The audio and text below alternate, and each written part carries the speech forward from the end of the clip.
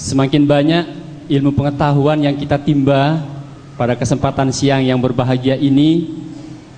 Namun pembanding tadi dengan alasan PIM pamit terlebih dahulu karena ada acara. Saya berharap karena ini bedah buku ini dari daftar isi yang ada, saya kira baru 60%-nya yang disampaikan oleh beliau, ya. Dan waktu sebentar lagi sudah masuk waktu zuhur. Saya harap untuk bisa bertahan dan bisa melanjutkan sesi nanti setelah sholat zuhur. Namun insya Allah masih ada kesempatan 2 penanya sebelum masuk ke sesi sebelum istirahat nanti. Oke, makasih. Ini ada Ustadz Aspul dari Hidayatullah. Silakan. Assalamualaikum warahmatullahi wabarakatuh. Alhamdulillahirabbil alamin wassalatu wassalamu ala Rasulillah wa ala alihi wa ashabihi ajmain. Ba'd. Pertama-tama kami mengucapkan jazakumullah khairan katsira atas diperkenankan untuk bisa mengajukan beberapa pertanyaan. Jadi hadirin yang berbahagia, saya hanya ingin mengajukan beberapa pertanyaan karena memang saya tidak diundang sebagai pembanding, tidak. Dan mohon maaf tadi Ustadz Rasyidi, saya tidak mewakili Hidayatullah, tidak, karena saya memang belajar kepada semua Ustadz dan ulama yang memang saya sempat untuk belajar kepadanya. Jadi saya tidak termasuk orang yang mau fanatik kepada satu golongan, dan saya berusaha untuk itu. Siapapun ulama menyampaikan Al-Quran dan hadis, saya belajar kepadanya, dan saya pantas menjadi murid beliau, siapapun dia. Hadirin yang berbahagia, dari sejak awal tadi saya ikuti penjelasan Ustadz Muhammad Idrus Ramli, telah saya dapatkan beberapa hal. Pertama, hadis istighotsah dan tabaruk itu sungguh sangat banyak, bahkan sahih, sudah tidak bisa diragukan kesahihannya. Kemudian yang kedua, sahabat tabi'in dan alul hadis banyak melakukan istighotsah kepada Rasulullah Muhammad SAW, demikian pula tabaruk, dan mungkin juga bertawasul yang belum dijelaskan. Yang menjadi pertanyaan bagi saya tidak mendapatkan riwayat adanya 10, kita mengetahui ada 10 sahabat yang dijamin masuk surga, diberi kabar gembira. Rasulullah memberikan kabar gembira kepada 10 sahabat ini bahwa mereka termasuk ahlul jannah. Yang menjadi pertanyaan saya kepada beliau, saya mohon nanti kalau memang ada riwayatnya, supaya tidak menjadi pertanyaan yang berkepanjangan bagi saya, adakah riwayat kaum muslimin yang hidup pada zaman sahabat Rasulullah SAW bertabaruk, bertawasul atau bertabaruk kepada 10 sahabat yang sudah wafat? Ketika 10 sahabat ini sudah diwafatkan oleh Allah Subhanahu wa Ta'ala, adakah riwayat yang menjelaskan kaum muslimin bertabaruk atau beristighotsah mendatangi kuburan ke 10 sahabat yang sudah meninggal ini, kemudian melakukan apa yang dilakukan oleh kaum muslimin khususnya di Indonesia ini terhadap kuburan sunan-sunan yang kita anggap sebagai ulama? Di mana hadirin yang berbahagia, sedikit kami memberikan penjelasan. Kalau Rasulullah dan bersama 10 sahabat itu ada dalilnya, ada jaminannya, ada hadisnya dan sahih bahwa mereka adalah orang-orang soleh, dipastikan kesolehannya. Bahkan Rasulullah adalah orang yang ma'zum, terbebas daripada kesalahan. Sementara yang menjadi perbedaan pendapat dari kalangan ulama, ini kita harus berlaku adil. I'diluhu aqrabu littaqwa, ini adalah ayat firman Allah, kita harus berlaku adil. Ya, kita sama sekali tidak bermaksud menjatuhkan kelompok yang satu kemudian mengangkat yang lain, tidak sama sekali, karena itu adalah dosa. Ya. Cuma di sini ada peluang untuk terjadinya perbedaan pendapat, ini ikhtilaf. Kita belajar untuk ikhtilaf. Mohon maaf yang berbagi sedikit panjang Ustaz ya, mohon maaf. Ya. sedikit tentang ikhtilaf sebelum saya lanjutkan pertanyaan. Bahwa malaikat juga ikhtilaf, hadirin berbagi, supaya lapang dada kita. Jangan sampai kita nanti kok berbeda, kaum muslim berbeda, sempit dada kita. Malaikat ikhtilaf. Kita mungkin mengetahui riwayat ada seorang yang ingin bertaubat, membunuh 99 orang. Kemudian ingin bertaubat, dia dikatakan kamu tidak ada kesempatan untuk bertaubat, sehingga dibunuh pula orang itu. Akhirnya disarankan mendatangi seseorang, kalau kau ingin bertobat maka pindah ke daerah lain. Setelah dalam perjalanan dia diwafatkan oleh Allah Subhanahu wa taala. Maka ulama rahmat dan ulama ziksa berbeda pendapat. Satu mengatakan ini ahli neraka, yang satu mengatakan ini ahli surga. Malaikat berbeda pendapat. Nabi Harun dan Nabi Musa juga berbeda pendapat. Ketika 40 hari ditinggalkan Bani Israel oleh Nabi Musa untuk mendapatkan wahyu, sebagian daripada Bani Israel, hadirin yang berbahagia, itu membuat patung berupa anak sapi, anak emas. Anak sapi yang terbuat dari emas, patung. Kemudian menyembahnya. Balik Nabi Musa, dia tarik jambulnya, rambutnya atau jenggotnya, dan riwayat dia tarik rambutnya. Nabi Harun, kok kamu biarkan Bani Israel menyembah sapi betina, patung seperti ini? Apa kata beliau? Jawabannya, saya tidak membiarkan, cuma kalau saya bertindak sebelum kedatangan kamu, nanti terjadi perpecahan di kalangan kaum Bani Israel, kamu juga memarahin saya. Kamu nanti mengatakan kamu membuat terpecah Bani Israel. Itulah sebabnya terjadi perbedaan pendapat cara pandang Nabi Musa dengan Nabi Ibrahim, begitupun dengan Nabi Daud dengan anaknya, putranya. Jadi hadirin berbahagia, sedikit tentang perbedaan pendapat bahwa ada saja. Nah, disinilah kenapa ada yang berpendapat bahwa ada yang kaum muslim yang tidak setuju dengan, maaf saya termasuk yang tidak memusyrikkan pelakunya, selama tidak mengatakan bahwa seakan-akan wali-wali ini ada punya kemampuan menentukan sesuatu. Iya, dia kan hanya perantara. Itu yang terjadi perbedaan pendapat, bahwa tidak ada riwayat yang sahih kaum muslimin di masa sahabat mendatangi kuburan-kuburan selain daripada Rasulullah. Mereka bertawassul dengan kuburan itu. Bahkan tidak ada riwayat yang sahih selain tadi cium tangan dan cium kaki. Tidak ada kaum muslim yang mendatangi sahabat yang utama 10, Abu Bakar, Umar, Utsman, Ali, meminta dahak mereka, kemudian meminta keringat mereka. Tidak ada seperti itu yang kita dapatkan. Kalau mencium tangan dan kakinya itu penghormatan, tidak ada masalah. Bahkan ada suatu riwayat Rasul mencium salah seorang sahabat, tangan sahabat, ketika melihat bahwa tangan ini dipakai untuk bekerja mencari rezeki. Rasul mencium tangan sahabat tersebut. Ada riwayat seperti itu. Ya. Cukup, Ustaz. Rasul ya.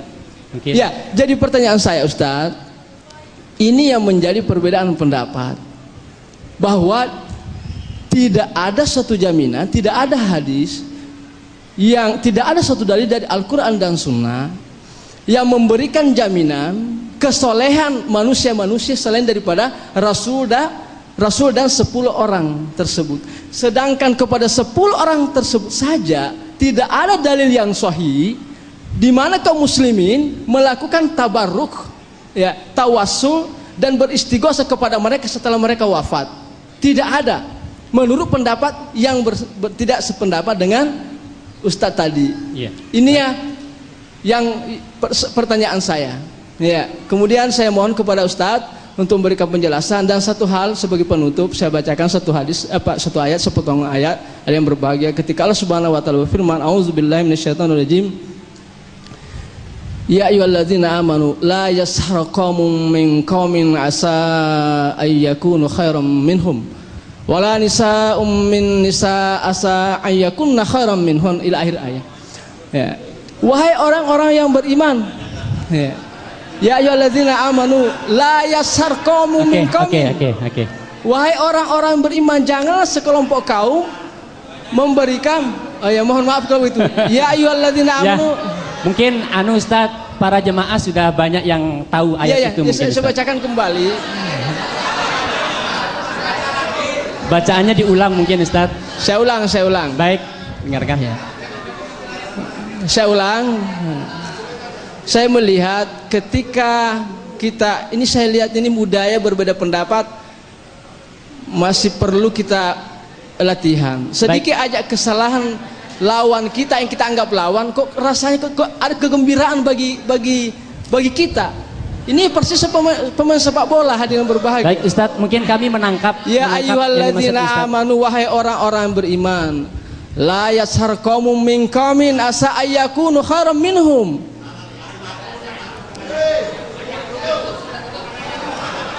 Iya.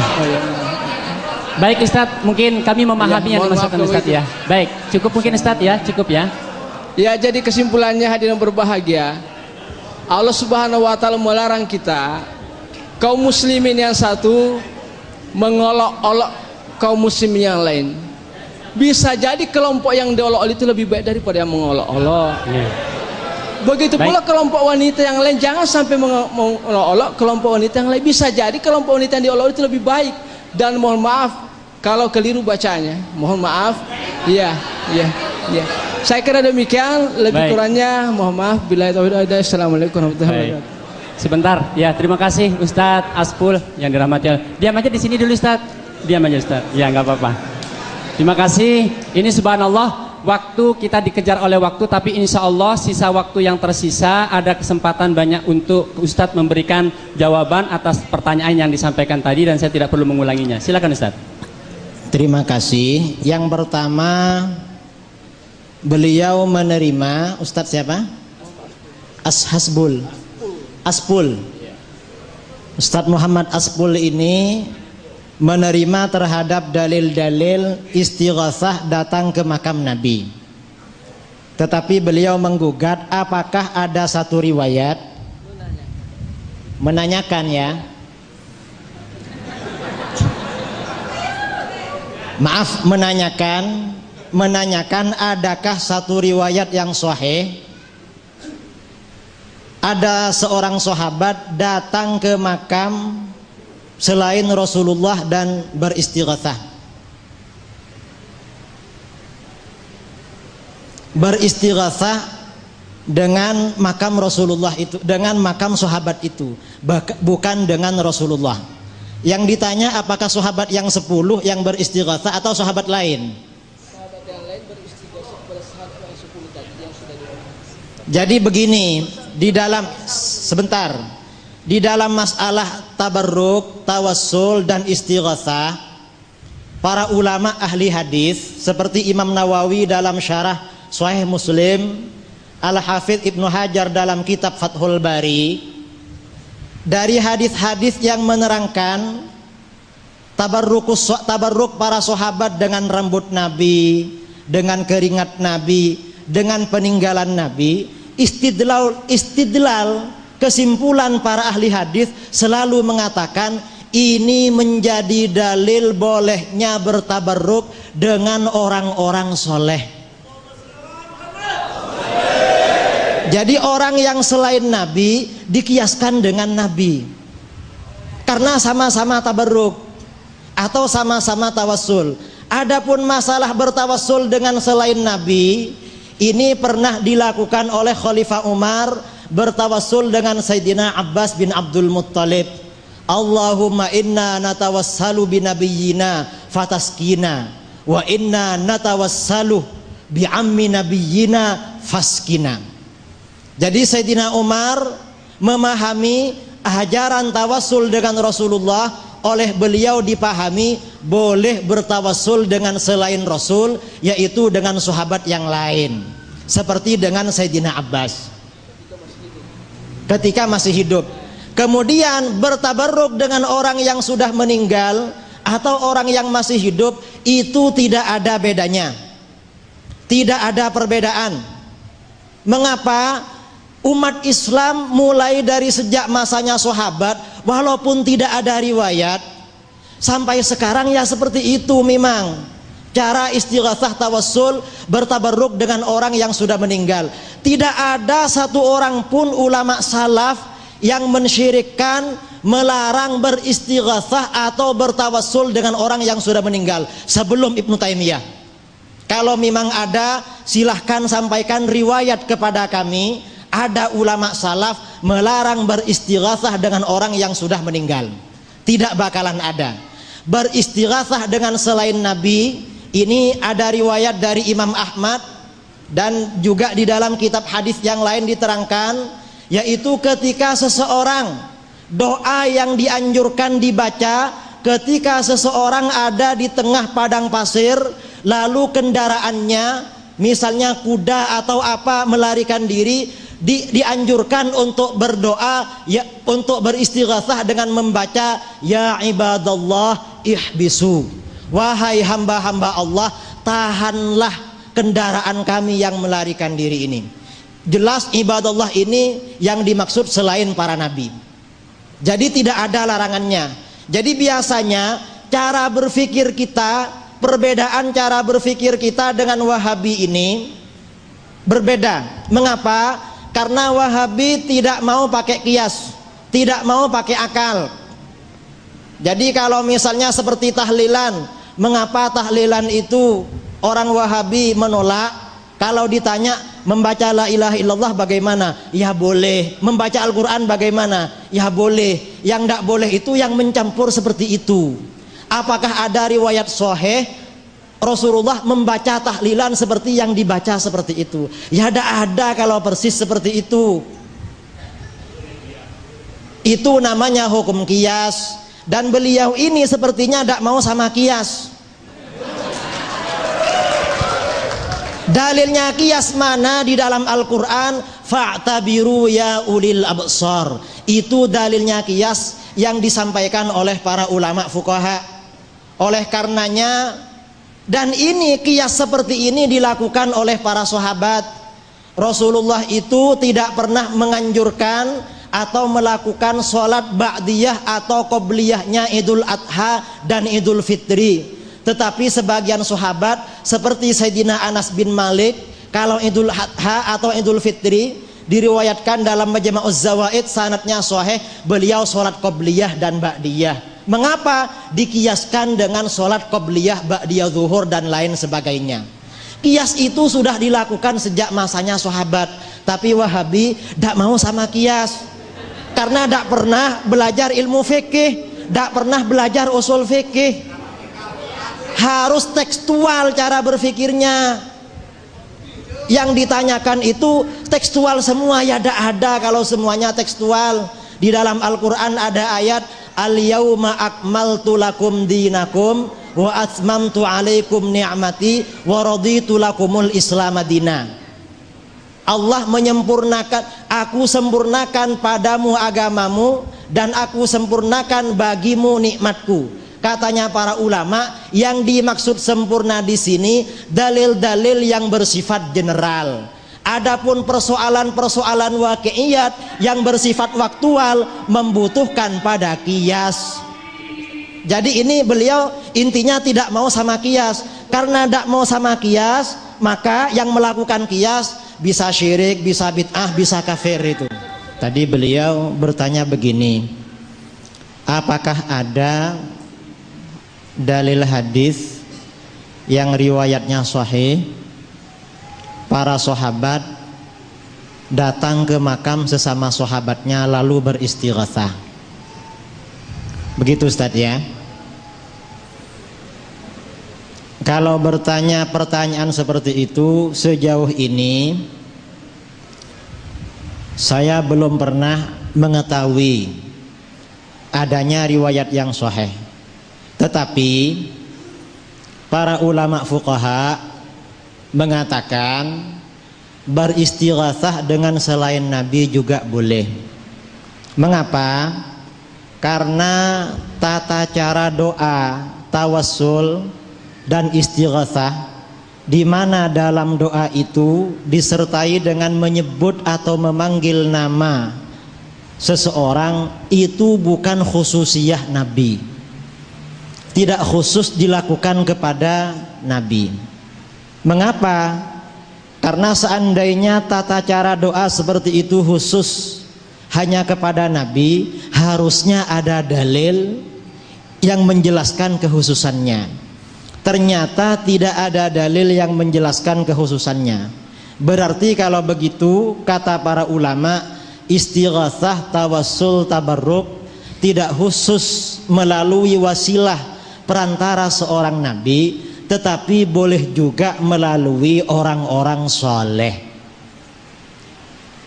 Orang-orang soleh ini bagaimana? Apakah harus ada nas dari Al-Quran tentang kesolehannya? Ya tidak haruslah. Tidak harus ada ayat Al-Quran yang menjelaskan kesolehannya. Tetapi di dalam Al-Quran sudah ada rambu-rambu tentang kriteria para wali atau orang-orang soleh. Di dalam Al-Quran ada ayat, ala inna awliya Allahi la khawfun alaihim walahum yahzanun alladzina amanu wa kanu yattaqun.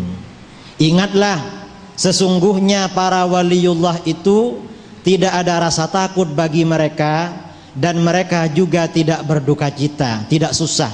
Mereka adalah orang-orang yang selalu beriman dan selalu menjalankan ketakwaan kepada Allah. Ini di dalam hadis, di dalam ayat tadi tentang kriteria orang soleh atau waliullah.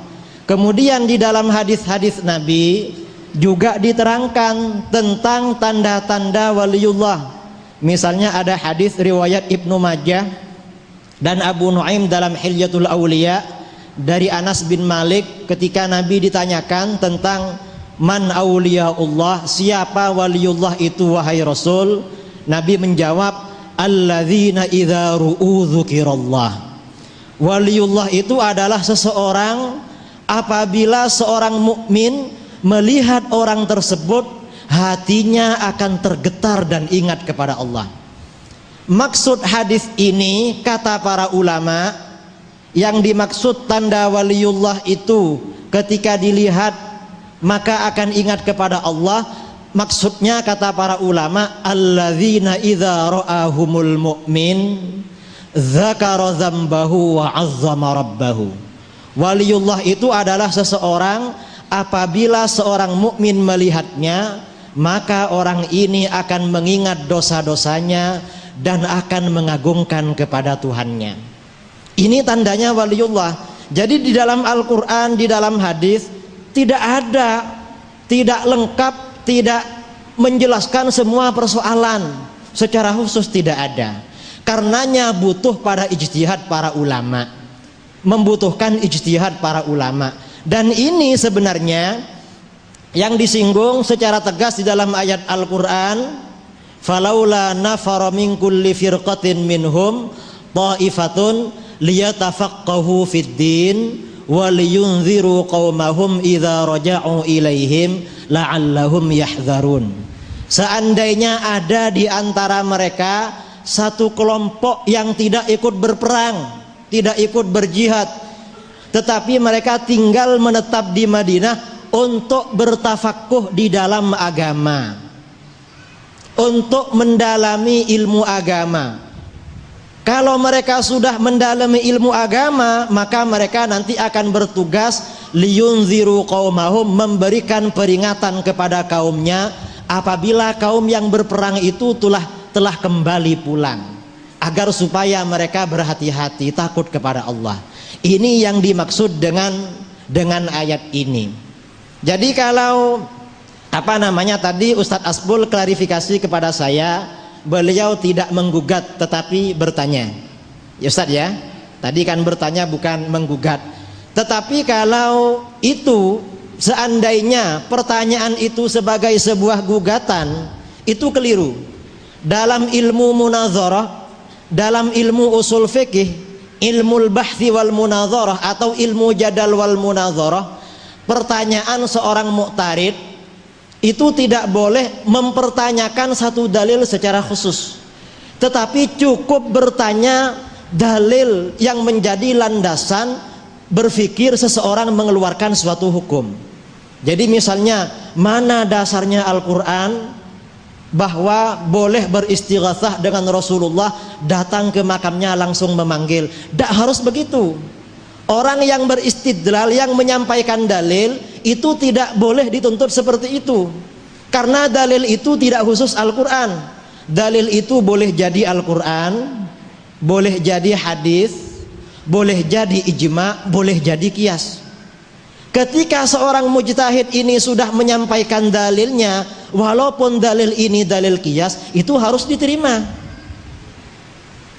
Karenanya seandainya tadi itu sebuah gugatan bertanya hadis, itu keliru.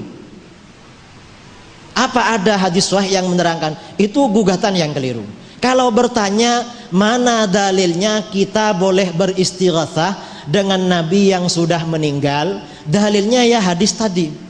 Ketika Nabi menyuruh seorang sahabat yang tunanetra, yang ingin kesembuhan, disuruh berdoa, di dalamnya diperintahkan memanggil nama Rasulullah. Katanya para ulama, ini bukan khususiyah. Pemanggilan ini tidak khusus kepada Rasulullah, tetapi kepada siapapun selain Rasulullah, yang penting dia orang soleh. Kata para ulama seperti itu. Jadi dalil seperti ini sudah dianggap cukup di dalam ilmu fikih. Karena kalau ditanyakan semua hadisnya, tidak ada. Jadi misalnya seperti mat-tabi'i, bacaannya berapa alif? 1 alif kan ya.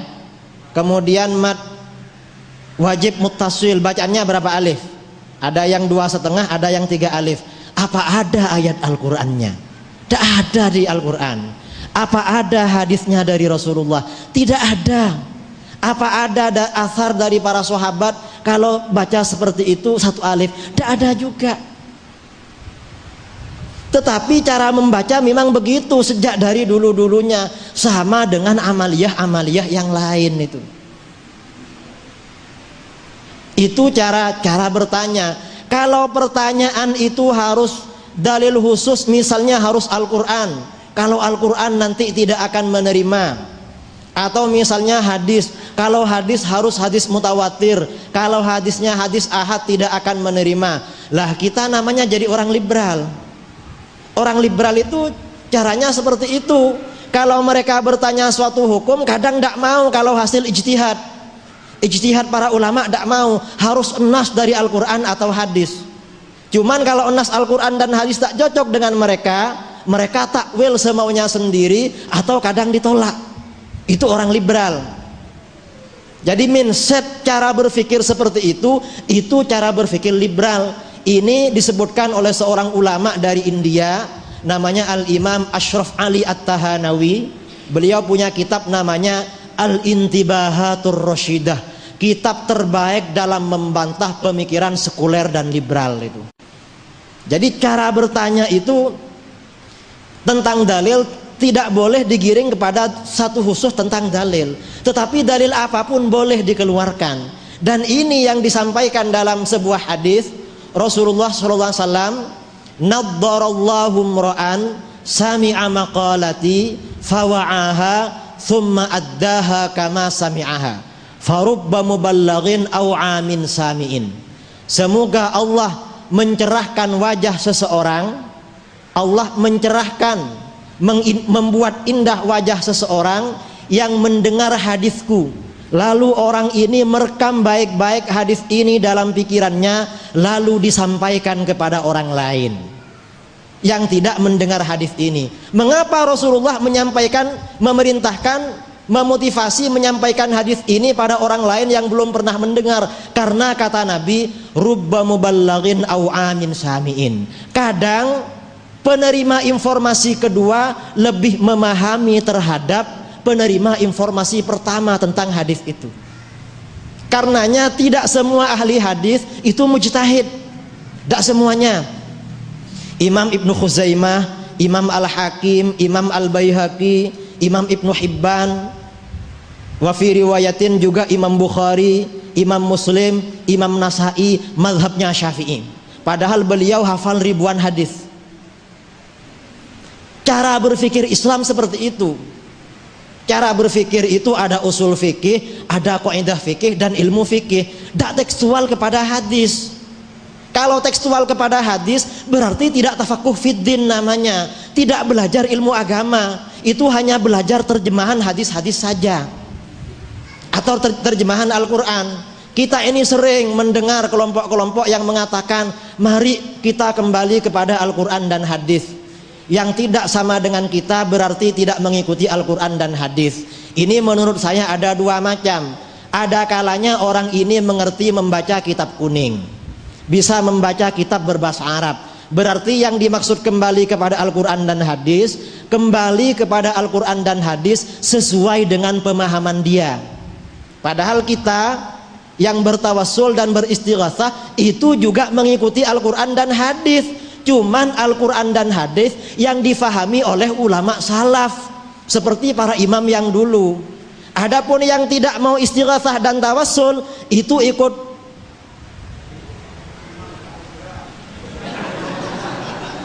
saya tidak tahu ya, ikut siapa terserahlah, ikut yang tidak mau saja, gitu aja. Yang kedua ya ikut yang bukan ulama dulu. Yang kedua, kadang orang yang sering membawa slogan ya mari kita kembali kepada Al-Quran dan hadis, padahal orang ini tidak menguasai bahasa Arab secara mendalam. Itu maksudnya kembali kepada terjemahan Al-Quran dan hadis. Akhirnya taklid juga. Ijtihad itu sekarang sudah terputus, tidak ada mujtahid sekarang itu. Hatta Muhammad bin Abdul Wahhab, pendiri Wahabi, tidak ngaku kalau dia mujtahid. Dia intisabnya kepada mazhab Hambali. Walaupun katanya para ulama di luar Wahabi, intisabnya, nisbatnya dia kepada Hambali zuron wa buhtanan, kebohongan dan kepalsuan, membuat-buat. Karena Imam Ahmad bin Hambal cinta istighatsah, cinta tawassul, cinta tabarruk dan lain sebagainya. Jadi tidak sama Wahabi dengan mazhab Hambali. Itu yang kedua. Kemudian saya pernah mengisi acara di Denpasar menjelaskan tentang teori bid'ah, bahwa menurut para ulama bid'ah itu terbagi menjadi dua. Dasarnya ayat Al-Qur'annya ini, hadisnya ini. Saya sampaikan setelah selesai, orang yang Wahabi tadi mengatakan kita gak perlu ikut para ulama, ikut Al-Quran dan hadis tok. Karena Al-Quran ini dari Allah, Rasulullah ini yang pasti masuk surga.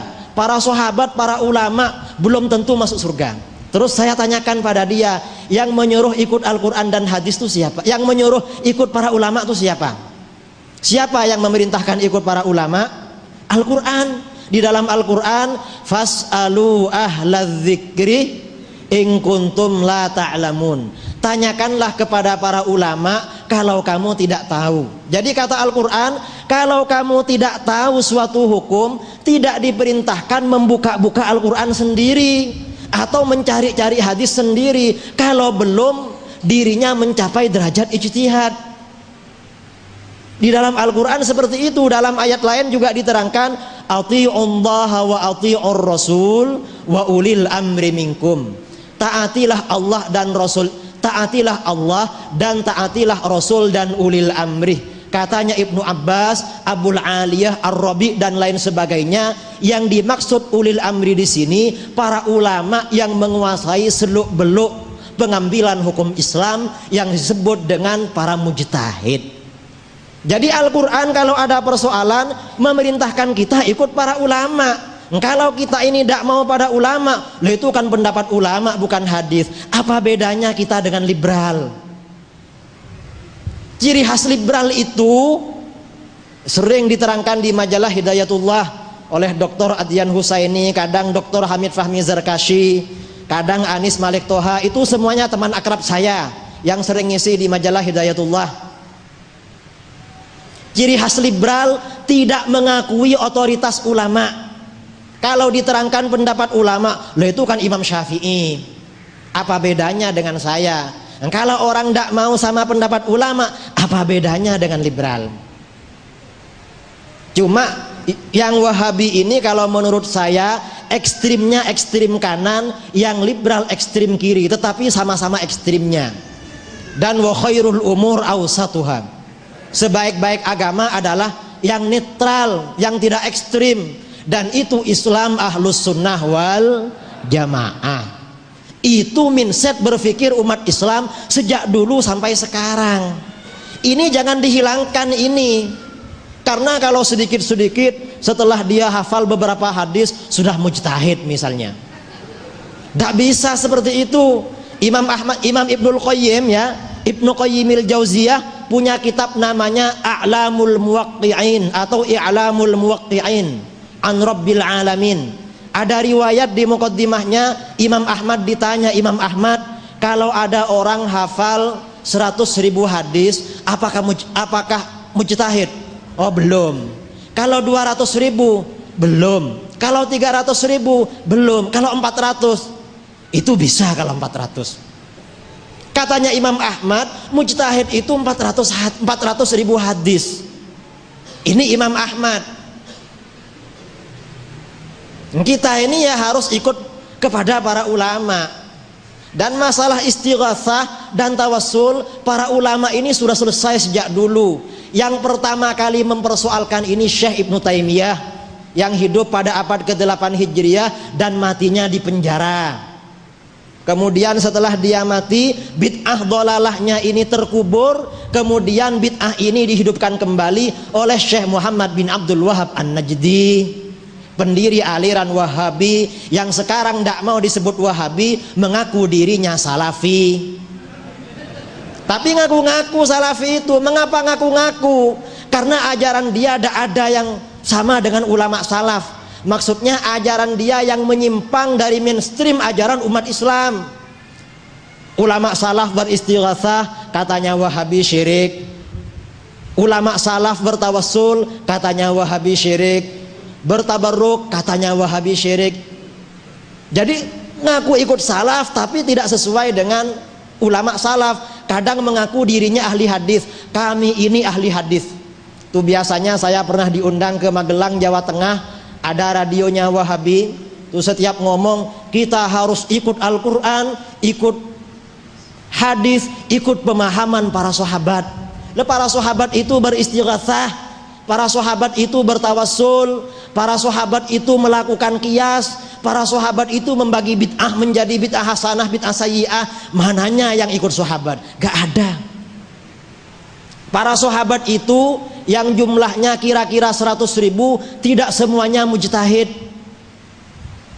Yang mujtahid dalam berbagai masail, katanya para ulama ahli hadis, Imam Al-Hafidz Jalaluddin As-Suyuti dalam Tadribur Rawi mengatakan hanya sekitar 6 orang.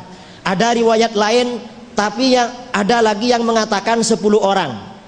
Itu muridnya Rasulullah, padahal mereka pemahaman Al-Qur'annya lebih paham dari kita, belajar langsung kepada Rasulullah, bahasa Arabnya sudah menjadi karakter berpikir mereka. Tetapi ternyata sahabat yang jumlahnya 100.000, mujtahidnya cuma 10 orang. Tidak semuanya sahabat itu mujtahid, tidak semuanya. Tabi'in juga tidak semuanya. Karenanya mazhab yang sempat berkembang itu ada 12 dalam Islam.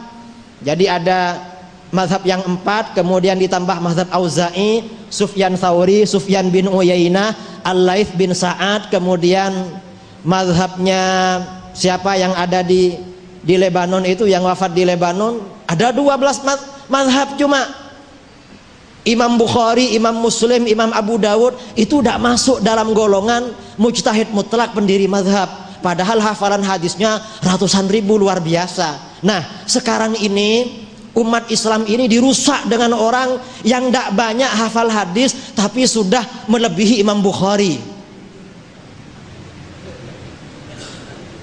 Ini mindset yang keliru, cara berpikir yang keliru. Ini barangkali saya cuma ingin menjelaskan tadi ya, yang dipertanyakan oleh Ustadz Muhammad Asbul, apakah ada dalil khusus tentang beristighatsah dengan makam selain para nabi. Karena para ulama tadi sudah disebutkan, ahli hadis Imam Syafi'i datang ke makam Imam Abu Hanifah, Ibnu Khuzaimah ke makam Imam Ali Ar-Ridha, kemudian Imam Ibnu Hibban datang ke makam Imam Ali Ar-Ridha, kemudian juga Imam Abu Ali An-Naisaburi, gurunya Imam Al-Hakim, datang ke makamnya Yahya bin Yahya An-Naisaburi dan lain sebagainya. Itu udah ada persoalan. Ini jangan diangkat ke permukaan masalah tawassul istighatsah ini. Ini sudah selesai. Orang tawassul istighatsah disyirik-syirikkan, dikafir-kafirkan. Nanti kalau diajak dialog kadang tidak datang, tadi itu sudah pulang itu.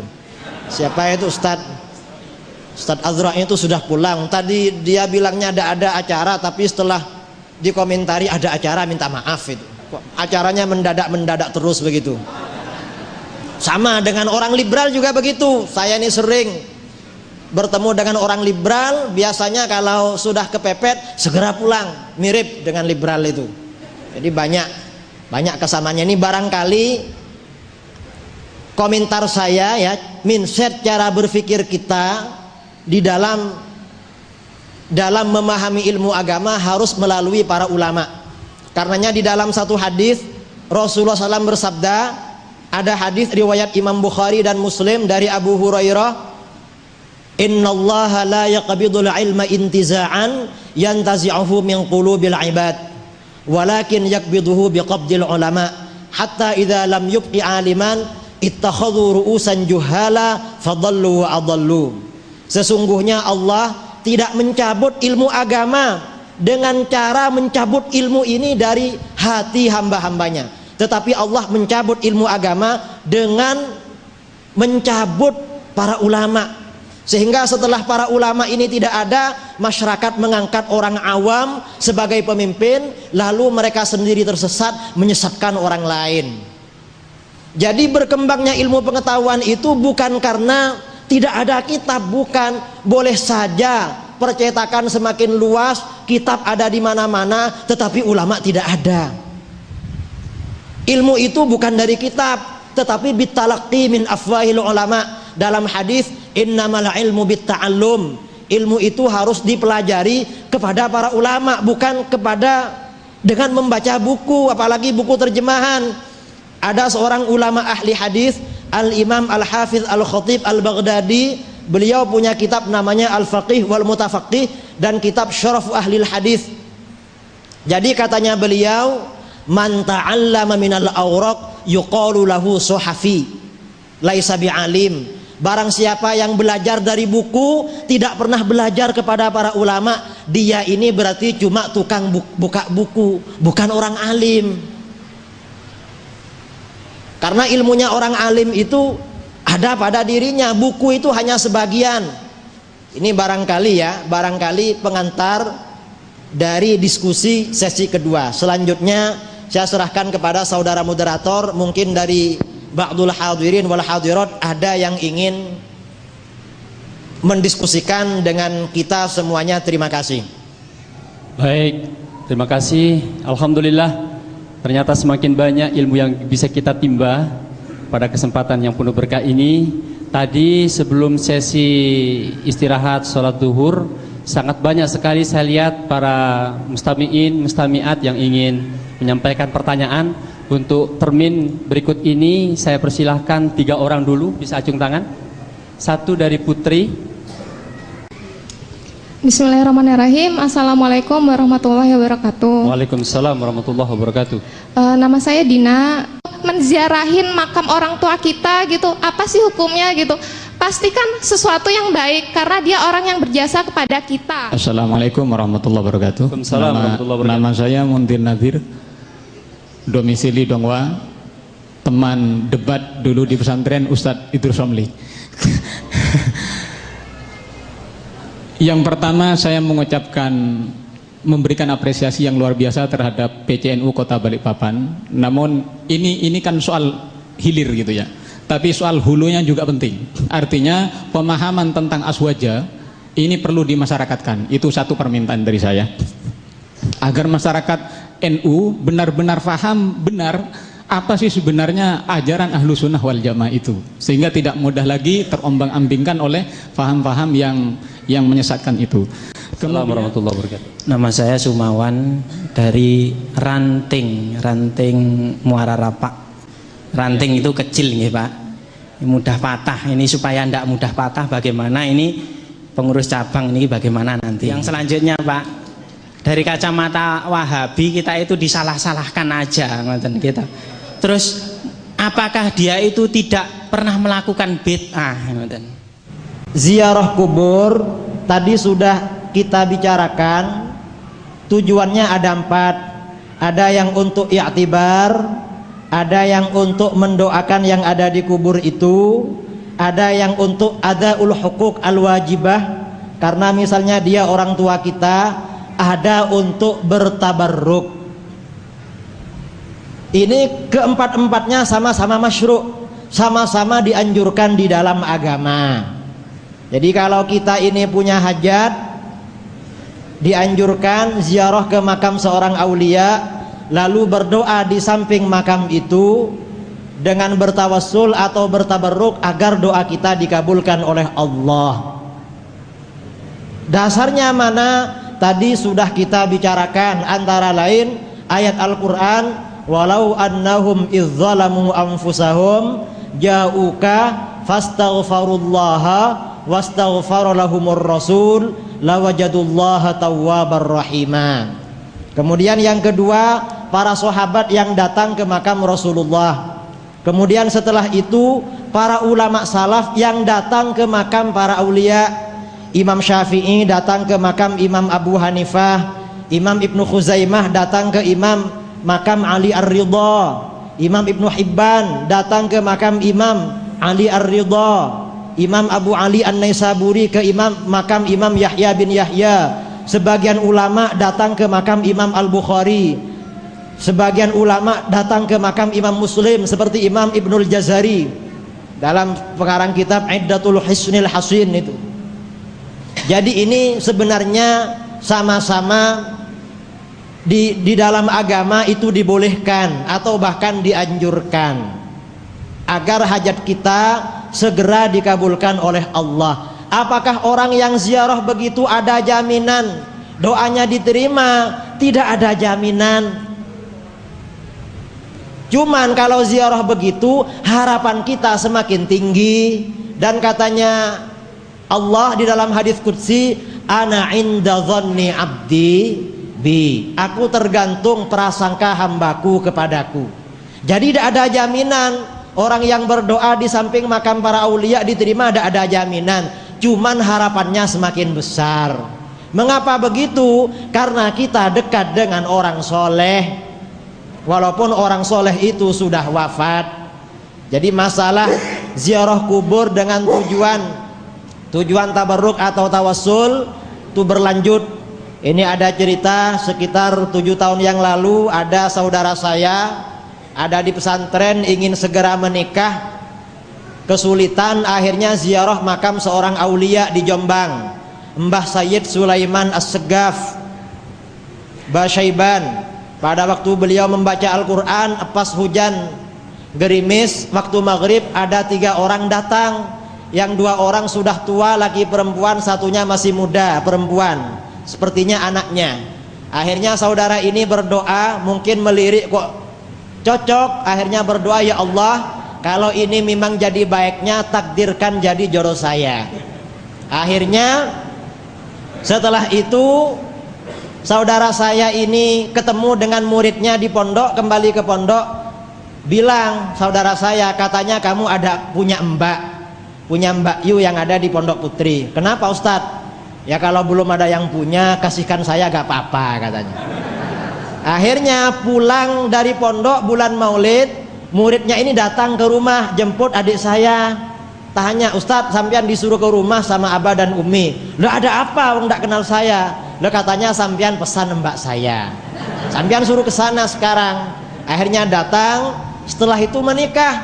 Setelah menikah cerita, kalau dulu dari bingungnya sampai membaca Al-Quran di makam ini, sampai berdoa ada 3 orang datang, saya doakan jadi istri saya. Istrinya tanya, tanggal berapa itu mas? Itu tanggal sekian pulangan dari pondok. Lah itu saya sama ibu saya, katanya. Jadi sampai sekarang itu masih banyak ya, masih banyak kisah-kisah orang yang tercapai karena beristighatsah dengan bertawassul dengan orang yang sudah wafat, tetapi orang soleh atau orang waliullah. Biasanya orang-orang yang Wahabi itu, apa ada jaminan Sunan Ampel itu waliullah? Jadi sudah kita ini diajari suudzon kepada pendahulu-pendahulu. Padahal ulama-ulama kita meriwayatkan Sunan Ampel dan sunan-sunan yang lain itu pembawa agama Islam ke tanah Jawa. Kemudian dilanjutkan oleh murid-muridnya, diantaranya Syekh Arsyad Al-Banjari ke Kalimantan, kemudian Al-Makassari di Makassar dan lain sebagainya. Kita diajari suudzon kepada pendahulu-pendahulu kita. Itu belum tentu wali. Jangan-jangan mereka ajarannya tidak benar. Ini kita ini sering orang-orang Wahabi itu mengatakan, ya Wali Songo itu bukan orang yang sempurna, pasti ada salahnya katanya. Jadi yang dibaca kesalahannya terus. Tidak ada orang yang benar. Yang benar cuma Wahabi tok. Kalau Wahabi pasti benar itu. Kemudian pertanyaan kedua,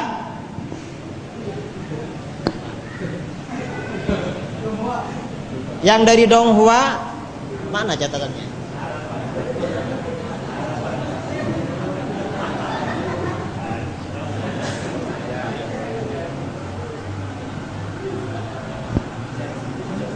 Ya. Apakah bid'ah hasanah juga dilakukan oleh orang Wahabi? Bid'ah hasanah. Insya Allah bid'ah hasanah kita bersih dari bid'ah dolalah. Namanya saja sudah hasanah, kok mau dolalah?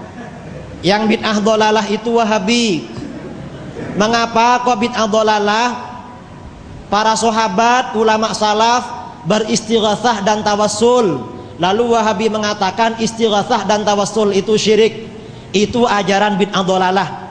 Termasuk ajaran bid'ah dolalah, ajaran anti istighatsah dan tawassul. Itu diantara ajaran bid'ah. Ya banyaklah kalau membicarakan ajaran bid'ahnya Wahabi, ada sekitar 150 bid'ah lebih. Karena kerjanya memang membid'ahkan orang padahal dirinya yang berlumuran bid'ah. Wahabi itu memusuhi para ulama. Dirinya baru belajar ilmu agama tetapi sudah menghakimi ulama-ulama dulu. Sok lebih pintar dari ulama dulu. Biasanya seperti itu. Saya kira perlu masalah bid'ah ini mungkin perlu penjelasan ya, dalil-dalil Al-Quran dan hadis tentang bid'ah hasanah. Coba dipindah. Ini ya dalil-dalilnya bid'ah hasanah. Jadi mengapa bid'ah itu terbagi menjadi dua? Al bid'atu bid'atani, bid'ah itu terbagi menjadi dua. Ada bid'ah mahmudah atau bid'ah hasanah, bid'ah terpuji. Ada bid'ah tercela. Yang sesuai dengan sunnah itu terpuji, yang menyalahi sunnah itu tercela. Ini dalam satu riwayat.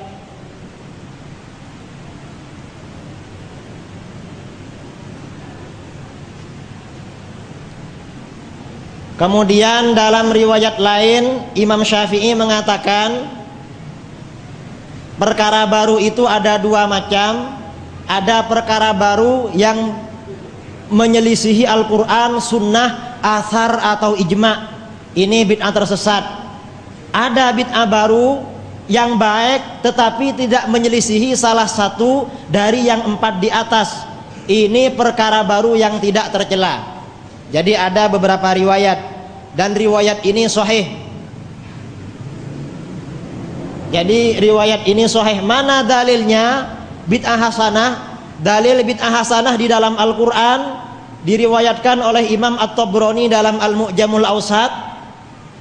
Ada ayat Al-Quran yang berbunyi rahbaniyatan ibtada'uha ma katabnaha alaihim illa ibtigha'a ridwanillah fama ra'auha haqqa ri'ayatiha. Sifat kerahiban, perilaku kerahiban yang mereka buat-buat oleh ahli kitab, kami tidak mewajibkan atas mereka kecuali karena mencari ridho Allah. Hanya saja mereka tidak menjaganya dengan sebenar-benarnya. Jadi dalam ayat ini kata para ulama menjadi dalil bid'ah hasanah. Mengapa?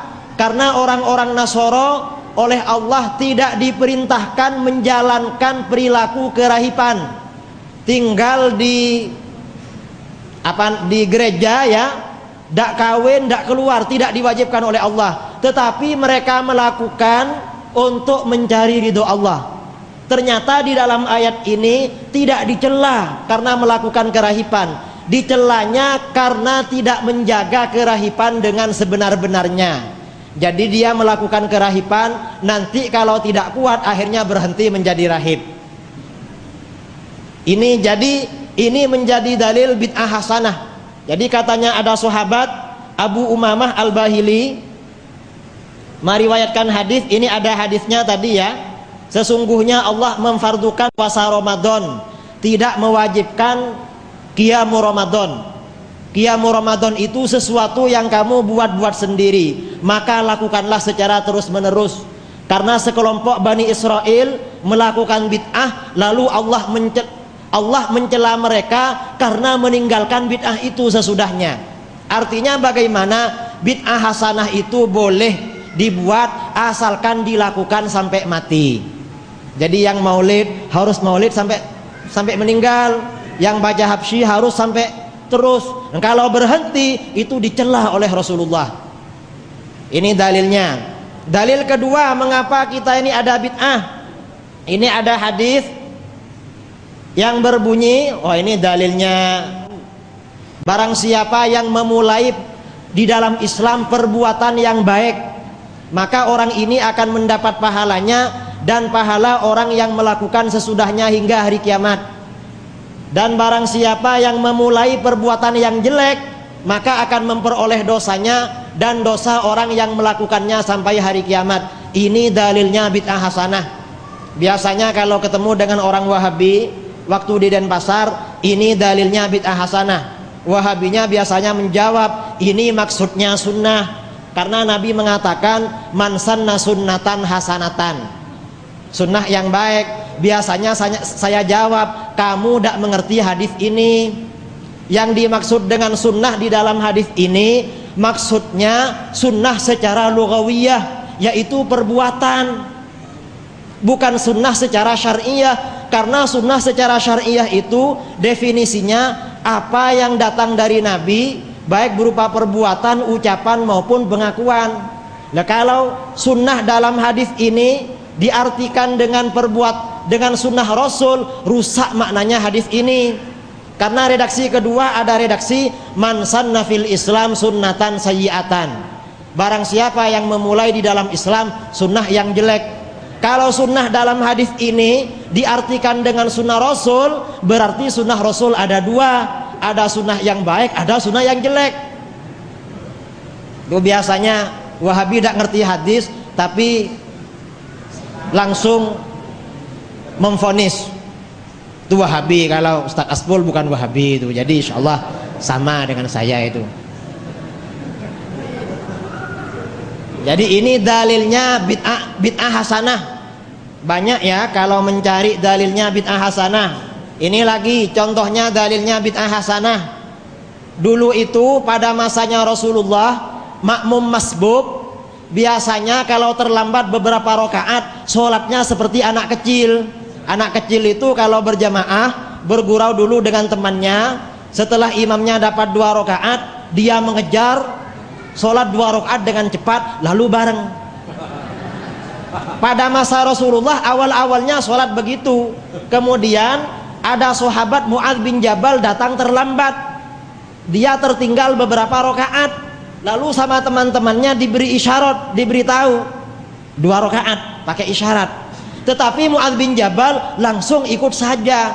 Setelah Rasulullah salam, dia mengganti rakaat yang tertinggal itu. Selesai dilaporkan kepada Rasulullah, Mu'adz bin Jabal ini tidak sama dengan yang lain. Ternyata katanya Rasulullah, qad sanna lakum Mu'adz faqtadu bihi. Mu'adz telah membuat cara yang baik buat kamu dalam sholat, ikuti dia. Ini dalilnya bid'ah hasanah. Jadi tidak semua cara yang belum diajarkan oleh Nabi bid'ah sayyi'ah, tidak semua. Ini contohnya Sayyidina Mu'adz membuat tata cara sholat bagi makmum masbuk, membuat sendiri, belum diajarkan oleh Nabi. Ternyata setelah selesai oleh Nabi tidak ditegur. Biasanya Wahabi bilang, lah itu kan ketika Nabi masih hidup, kalau Nabi sudah wafat tidak boleh bikin yang baru. Lah itu biasanya kita jawab, itu kan katanya Wahabi. Kalau katanya kami tidak, karena seandainya membikin perkara baru itu tidak boleh, kalau Nabi sudah wafat, mestinya Nabi akan bersabda, akan bilang, hati-hati ya, kalau saya sudah tidak ada, kamu jangan macem-macem buat yang baru.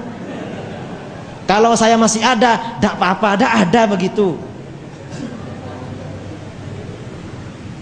Banyak kalau mencari dalilnya bid'ah hasanah, hadisnya lebih 300. Yang bid'ah sayyi'ah dalilnya cuma 1. Lebih banyak mana 300 dengan 1 itu.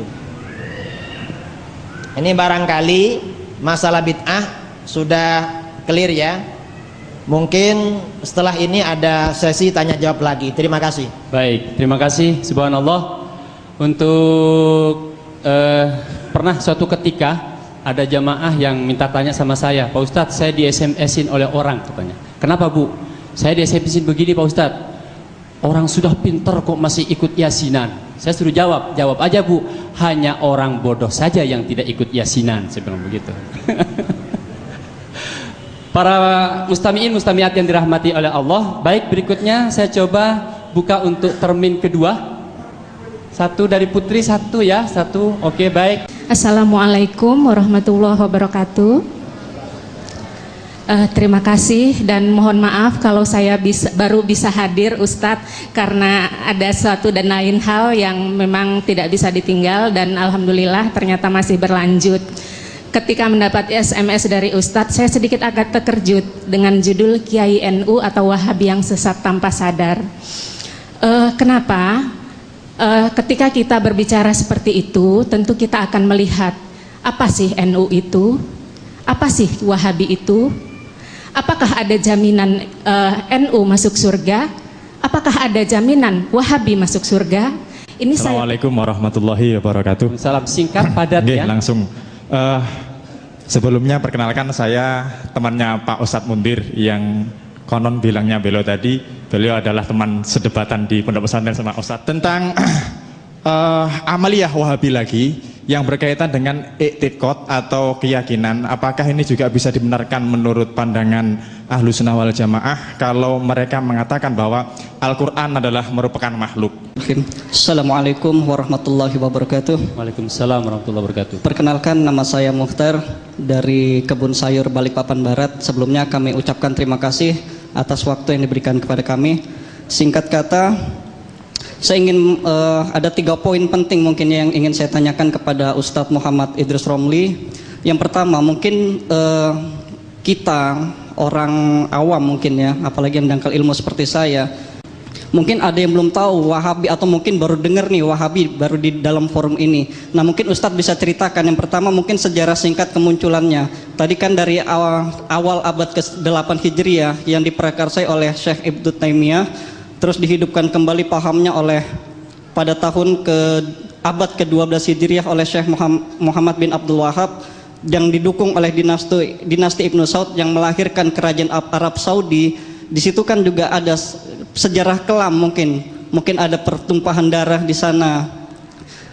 Itu yang pertama, mungkin bisa diceritakan secara singkat sejarah Wahabi. Terus yang kedua, dari segi akidah maupun amaliyah, itu mungkin sangat bertolak belakang dengan keyakinan kita dari kaum Aswaja atau Ahlus Sunnah wal Jamaah. Mungkin Ustadz bisa juga menjelaskan sasaran ataupun tujuan dari Wahabi terkait dengan politik mungkin Ustadz. Apalagi kita dengar apabila konflik dalam dunia Islam, Arab Saudi yang notabene adalah sahabat dekat Amerika Serikat. Kita bicara tentang politik Ustadz ya. Itu jarang sekali gitu loh, menyuarakan atau membela contohnya seperti saudara-saudara kita umat Islam di Palestina.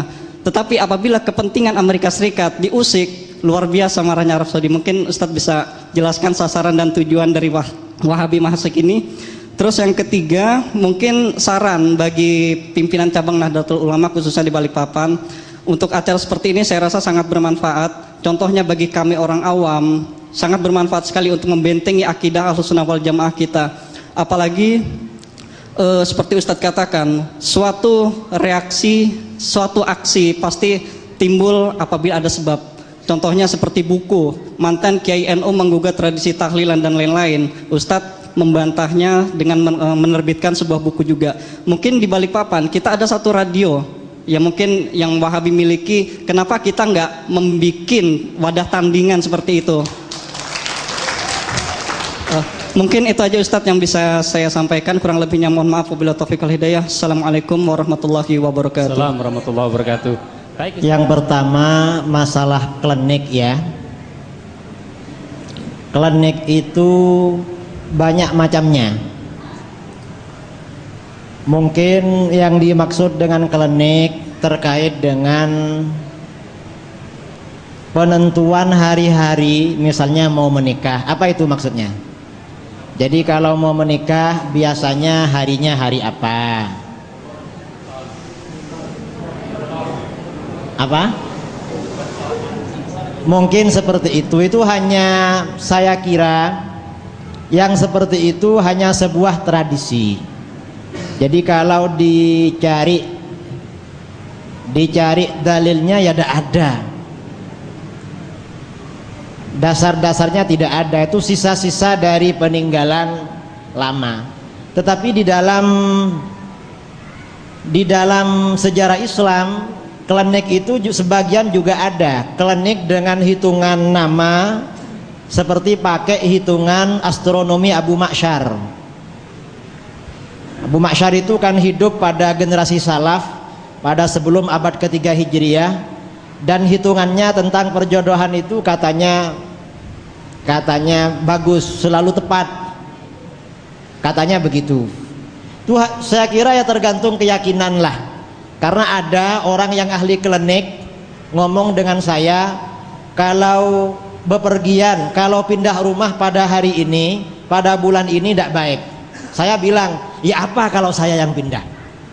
Terus katanya beliau, wah kalau sampean tidak apa-apa katanya.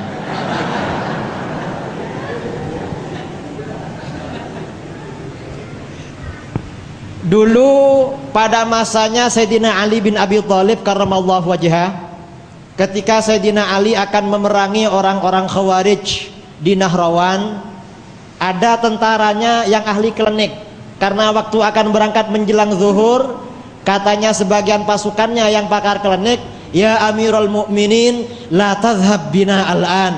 Amirul Mukminin, jangan berangkat sekarang. Lah kenapa kalau berangkat sekarang? Nahnu maghlubun, kalau berangkat sekarang kita kalah. Lah kok bisa kalah? Sekarang ini katanya orang Jawa, nokotino ada di pihaknya musuh. Jadi artinya apa ya kalau bahasa Balikpapan itu apa? Jadi kalau di Jawa itu kan ada nokotino, ada nokotaun, ada begitu.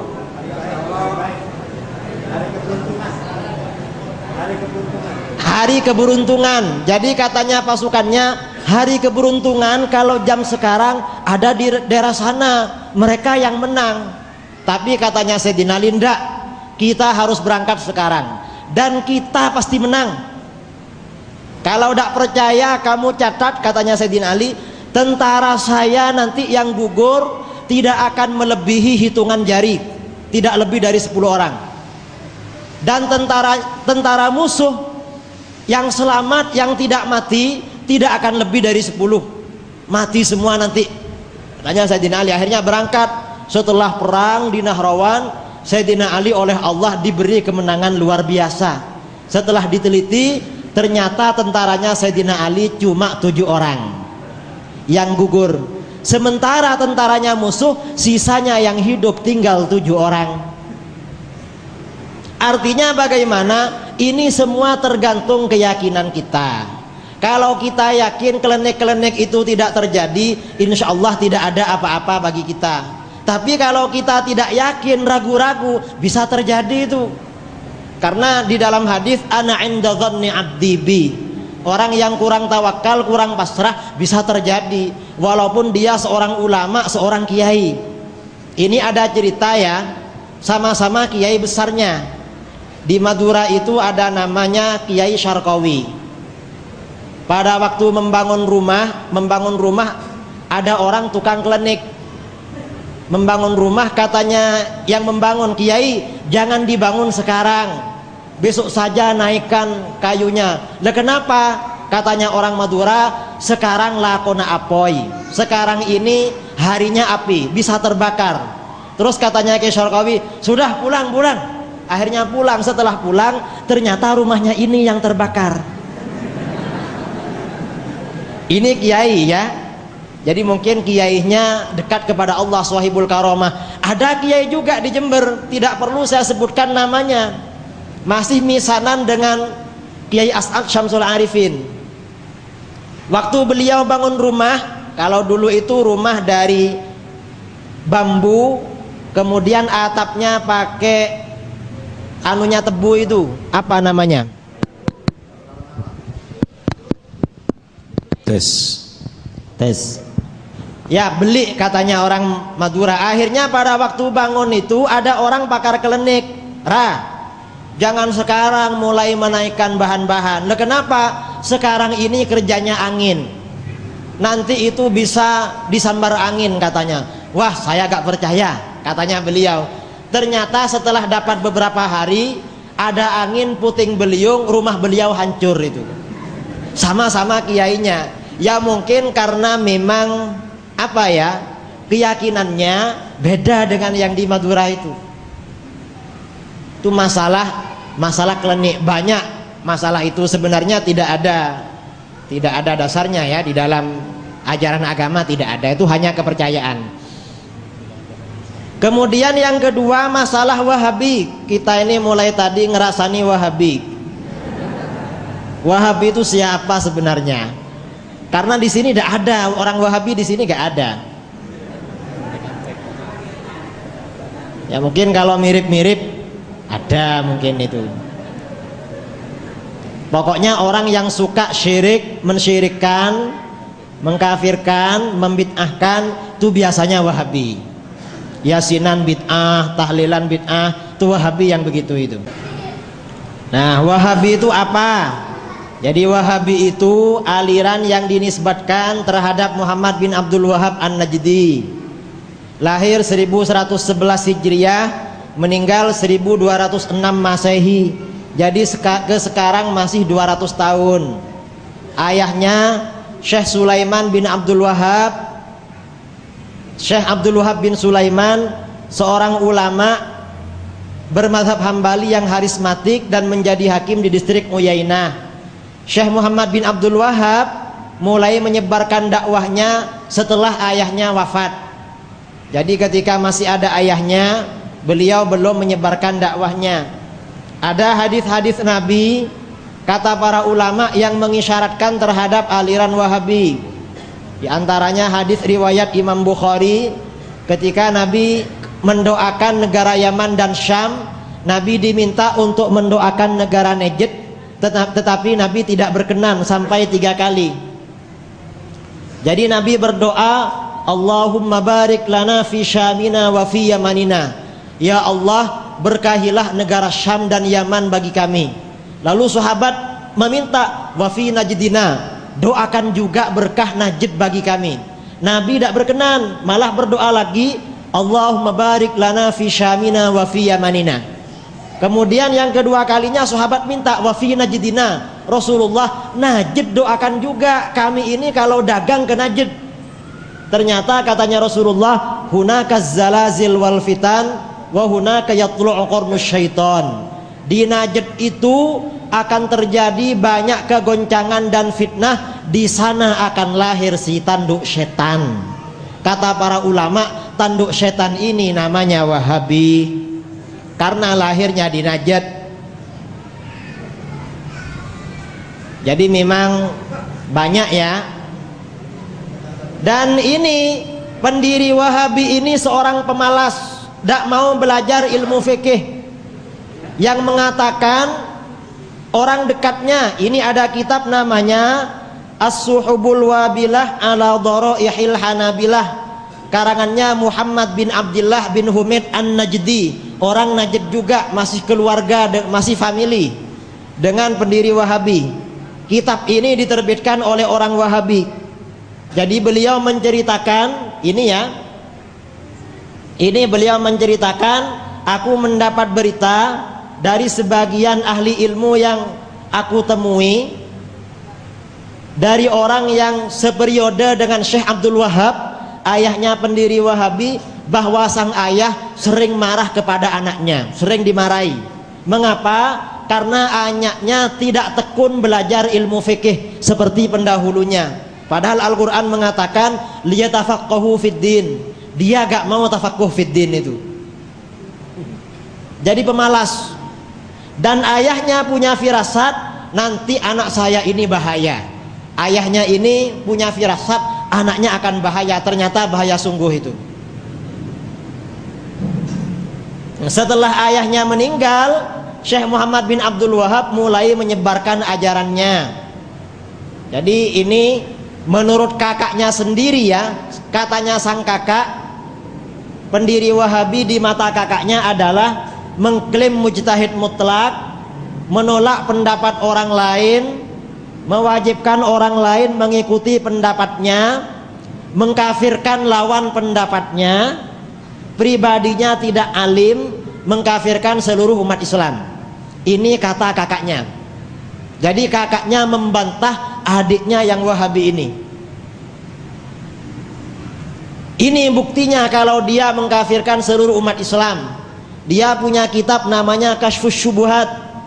Ini kitab terbitan Wahabi sendiri. Saya punya kitab aslinya, halaman 21. Dia menyatakan kesyirikan umat Islam selain Wahabi lebih berat daripada kesyirikan kaum musyrik jahiliyah. Jadi kesyirikan orang Banjar, orang Madura, orang Jawa, orang Bugis melebihi kesyirikan orang jahiliyah. Kalau udah ikut Wahabi, kalau ikut Wahabi Islam. Jadi kemudian pendiri Wahabi juga mengatakan ilmu fikih itu ilmu syirik. Ini dia punya kitab Ad-Durarus Saniyah fil Ajwibah An-Najdiyah, karangan beliau sendiri, juz 2 halaman 59. Ilmu fikih dikatakan ilmu syirik. Para ulama fikih itu setan. Jadi benci sama ulama. Karenanya memang pengikut-pengikutnya tidak mau sama ilmu fikih itu, karena gurunya memang mengatakan ilmu syirik. Ulama fikih setan. Dan ini pendukungnya dia mengatakan mengikuti mazhab termasuk syirik. Ini kitab Ad-Dinul Khalis, karangannya orang Wahabi dari India, termasuk pengikutnya Muhammad bin Abdul Wahab. Dia mengatakan taqlidul madzahib minasyirki, ikut mazhab termasuk syirik. Karenanya Wahabi biasanya tidak bermazhab, tapi buat mazhab sendiri.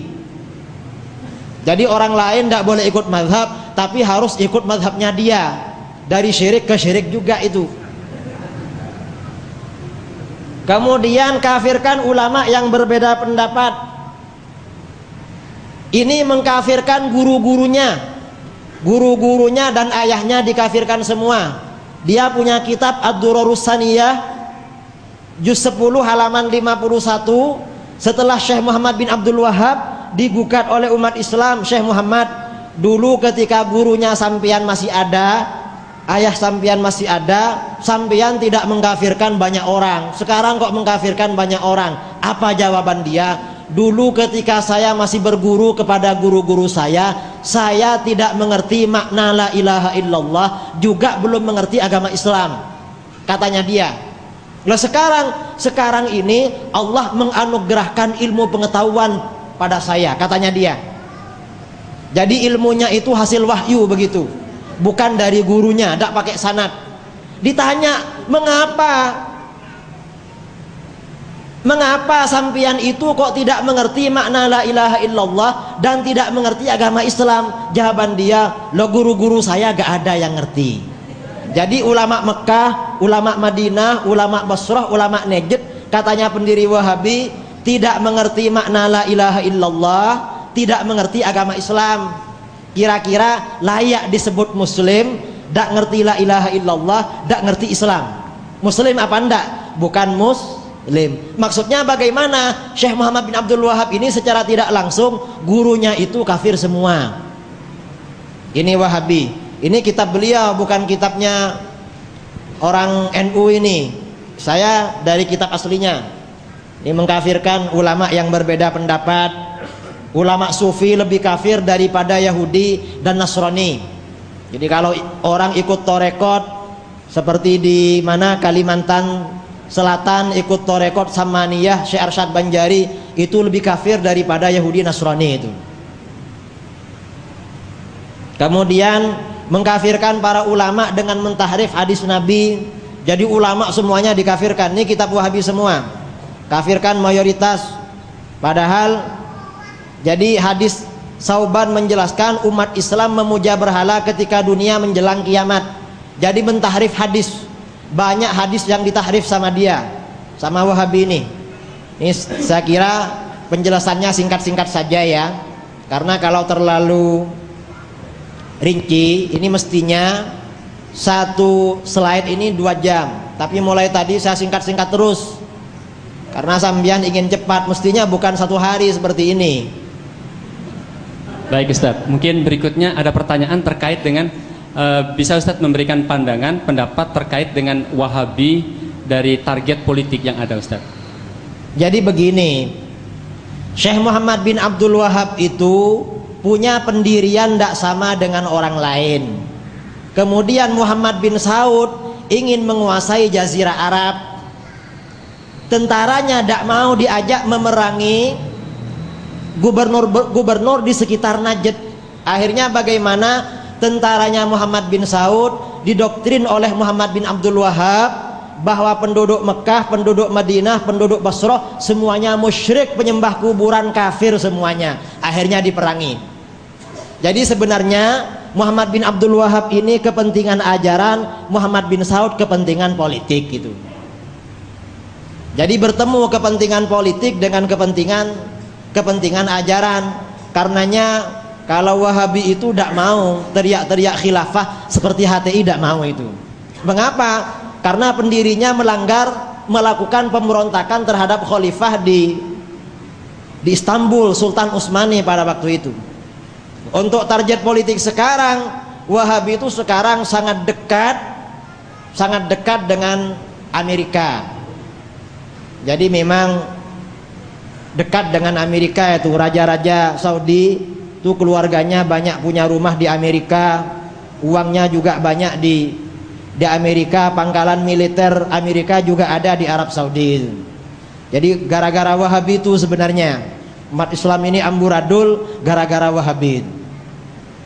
Ini mungkin ya kalau dibaca sejarahnya panjang, butuh beberapa pertemuan mata kuliah ini. Baik, mungkin ini baru sampai semester 6 ini Ustaz. Baik, saya buka termin terakhir, mohon maaf. Termin terakhir sekali saya minta pertanyaannya tolong mungkin yang terkait dengan apa yang tidak dipahami ya. Ya, singkat ya, satu mewakili, silakan dari PCNU. Assalamualaikum warahmatullahi wabarakatuh. Assalamualaikum warahmatullahi wabarakatuh. Ayat ini ada turunannya yang menurunkan yang sering dipakai oleh saudara dari Salafi, berbunyi laukana khairul la sabakuna ilai. Jadi dia memakai dalil ini, kaidah ini untuk tidak mengesahkan suatu amalia yang tidak ada dalilnya secara jelas, seperti itu. Maksudnya secara jelas ini secara tekstual yang ada di Al-Quran maupun hadis. Jadi maulud itu bukan dicari hadis sholawatnya bagaimana, tetapi ditanya mana dalil maulidnya, seperti itu.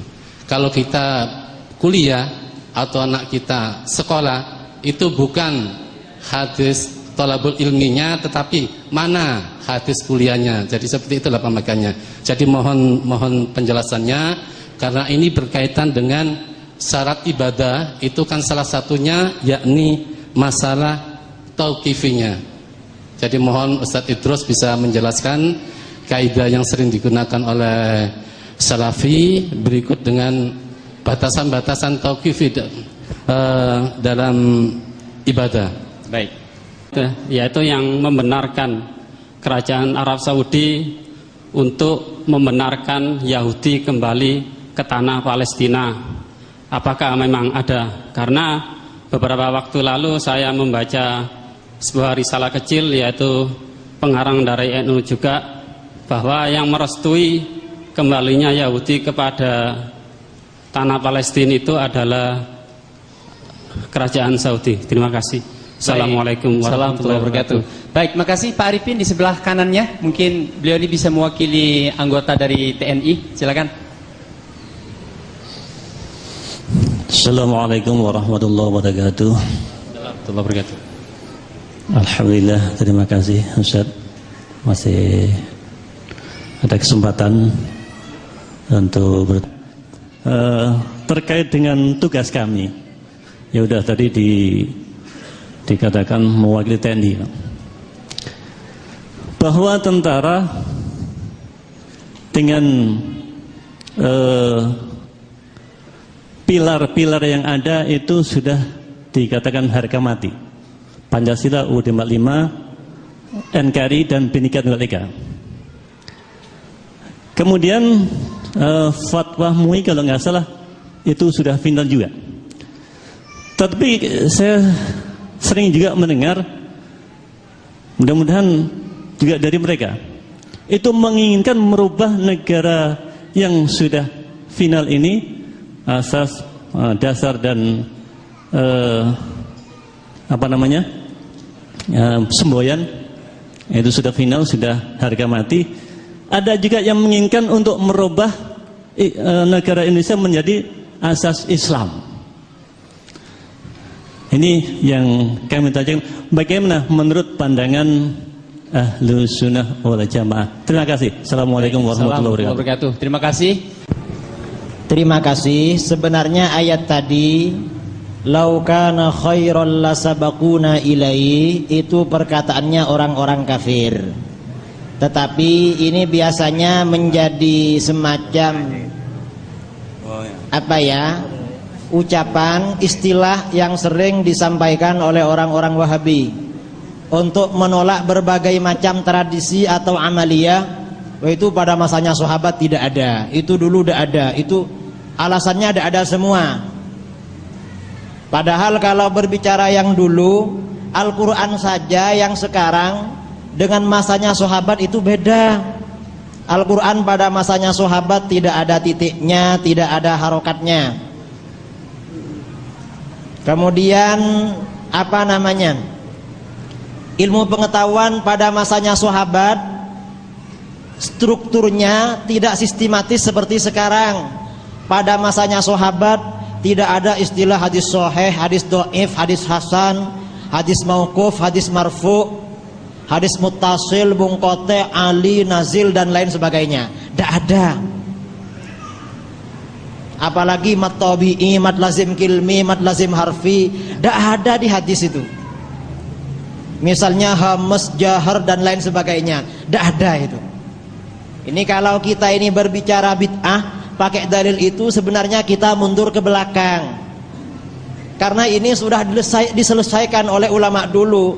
Seandainya kita naik kendaraan, mungkin naik kuda atau naik onta. Sekarang dari Surabaya ke Balikpapan sudah naik pesawat sekarang itu. Lah Wahabi itu ingin kembali, mindset berpikirnya mundur ke belakang. Jadi seperti itu. Kemudian apakah ada kaidah al-aslu fil ibadah at-tauqif? Hukum asal di dalam ibadah itu harus tuntunan dari Nabi. Ya dilihat yang dimaksud tuntunan dari Nabi ini bagaimana maksudnya. Kalau maksudnya semuanya harus persis dengan kanjeng Nabi, itu tidak benar.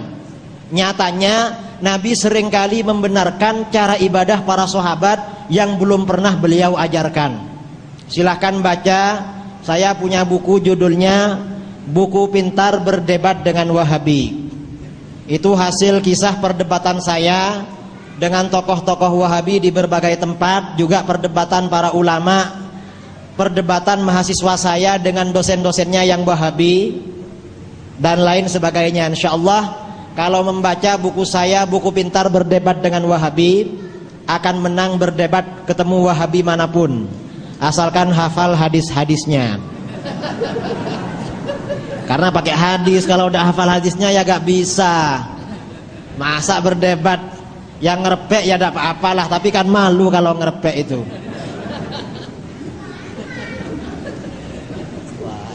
Kemudian masalah bid'ah, ada juga buku saya membedah bid'ah dan tradisi. Dalil-dalilnya agak lengkap. Tidak saya katakan lengkap karena dalilnya mungkin sekitar 7 dalil. Padahal dalilnya bid'ah hasanah lebih 300 itu. Tidak saya sampaikan semua. Insyaallah kalau baca itu insyaallah selesai. Jadi masalah tauqif tadi itu sebenarnya kalau dicari di dalam kitab-kitab kaidah fikih itu tidak ada. Itu kaidah fikih bikinan Wahabi, kaidah baru. Jadi Wahabi itu tidak mau sama ilmu fikih, tapi kalau dia punya kepentingan bikin kaidah fikih sendiri. Padahal tidak ada dalam hadis al-aslu fil ibadah at-tauqif. Tidak ada hadisnya itu. Cuma dia bikin sendiri. Wahabi itu kalau orang lain tidak boleh, tapi dirinya sendiri boleh. Itu sering begitu. Kemudian masalah pembagian tauhid menjadi 3, uluhiyah, rububiyah, dan tauhidul asma was sifat. Itu tauhidnya Wahabi. Jadi menurut Wahabi, orang yang tauhid rububiyah, tidak tauhid uluhiyah, itu berarti masih kalah dengan Abu Jahal dan Abu Lahab. Tauhid itu tidak cukup rububiyah, tapi tauhid uluhiyah. Maksudnya uluhiyah itu mengarahkan ibadah hanya kepada Allah. Kalau mengarahkan ibadah kepada selain Allah seperti tabarruk, tawassul, istighatsah, berarti melanggar tauhid uluhiyah, berarti kafir. Jadi artinya pembagian tauhid menjadi 3, uluhiyah, rububiyah, ini untuk melarang orang bertawassul, beristighatsah, dan bertabarruk. Sedangkan tauhidul asma was sifat itu untuk menetapkan akidah Wahabi yang mengatakan Tuhan ada di langit. Tuhan butuh pada tempat. Padahal tidak ada dalilnya Tuhan ada di langit itu. Dalilnya tidak ada. Itu cuma Wahabi salah faham terhadap dalil. Kemudian pertanyaan yang ketiga, soal apa? Jadi saya kira ya masalah kerajaan Saudi Arabia mendukung Palestina, boleh saja itu benar, boleh saja itu fitnah dari orang-orang yang benci pada kerajaan Saudi. Tetapi mungkin sajalah, karena Raja Saudi itu kan bukan nabi dan tidak maksum. Jadi boleh saja dia memang berkonspirasi dengan Amerika Serikat untuk melegalkan pendudukan Yahudi di Palestina, asalkan Yahudi menjadi negara yang aman. Boleh jadi seperti itu. Tetapi kalau berdirinya kerajaan Saudi ini di belakangnya ada skenario dari Inggris, itu sudah menjadi rahasia umum. Masalah tadi bahwa ada toko ya, orang-orang Wahabi membeli toko di Eropa. Ini ada cerita, tahun 2003 saya ke Inggris. Saya diceritakan dosen saya, Profesor Doktor As-Sayyal dari Mesir. Beliau pernah berkunjung ke Irlandia. Di Irlandia ada gereja Protestan yang sangat megah. Ternyata setelah dilihat, gereja ini dibangun oleh yang mulia Raja Khalid bin Abdul Aziz. Jadi Raja Wahabi juga bangun gereja di Saudi itu. Di mana? Di Inggris. Kalau tidak percaya silahkan datang ke Inggris. Saya sudah ke sana dulu itu. Jadi bangun gereja. Kemudian pertanyaan yang terakhir dari Bapak tentara ini ya. Mudah-mudahan Bapak ini setia terhadap negara Indonesia ini, biar tidak dijajah sama negara luar. Bagaimana pandangan Islam tentang Pancasila? Pancasila ini adalah kesepakatan, dan umat Islam ini apabila melakukan kesepakatan, terikat dengan kesepakatan itu, harus agama kita memerintahkan kita harus setia dengan kesepakatan. Mengapa kita pakai Pancasila? Dulu para ulama ketika mendirikan bangsa Indonesia memakai negara Pancasila, tidak pakai negara Islam misalnya. Itu yang sama orang-orang sering dituntut, itu katanya dari ajaran Masoni katanya itu. Pancasila banyak mengambil dari Masoni. Saya kira terserah yang menafsirkan Pancasila itu. Tetapi ini ada dasarnya. Melakukan perjanjian dengan non-muslim, dasarnya adalah hadis Rasulullah SAW riwayat Imam Bukhari, ketika Nabi melakukan perjanjian dengan orang musyrik di Hudaybiyah, di mana di dalam perjanjian ini ada beberapa klausul persyaratan yang secara lahiriah merugikan umat Islam. Di antaranya Nabi tidak boleh masuk Mekah pada tahun itu. Kemudian kalau ada orang Mekah datang ke Madinah masuk Islam lalu dijemput oleh orang musyrik, Nabi harus mengembalikan. Tetapi sebaliknya, kalau ada orang Madinah pergi ke Mekah, orang Mekah berhak menahan. Jadi dalil-dalilnya Pancasila ini sangat banyak. Dan biasanya kelompok-kelompok radikal ya, kelompok-kelompok yang Wahabi atau yang semi Wahabi, ini sering melihat persoalan yang sifatnya formal. Jadi kalau misalnya karena negara kita ini negara Pancasila, bukan negara Islam, maka kata mereka berarti negara kafir. Karena kalau bukan Islam ya kafir. Cara mindset berpikir seperti ini persis dengan cara berpikir Khawarij. Pada waktu Sayyidina Ali bin Abi Thalib pasukannya pecah, ada yang membuat kelompok tersendiri namanya kelompok Khawarij.